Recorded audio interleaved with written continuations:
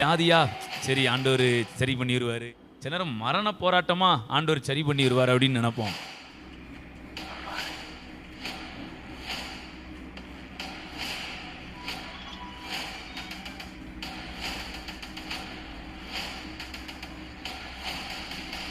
இந்த பணத்துக்கு மட்டும் ஆண்டவர் எப்படி செய்வாரு? ஏன்னா பணத்தை 3 விதத்துல கொண்டு வரலாம். ஒன்று என்ன தெரியுமா? சம்பாதிக்கலாம். பணத்தை என்ன பண்ணலாம்? சம்பாதிக்கலாம். 2வது பணத்தை சுதந்திரிக்கலாம். 3வது பணத்தை ஈர்க்கலாம். இந்த 3 விதத்திலையும் நீங்கள் நானும் பணத்தை என்ன பண்ணலாம்? பெற்றுக்கொள்ளலாம்.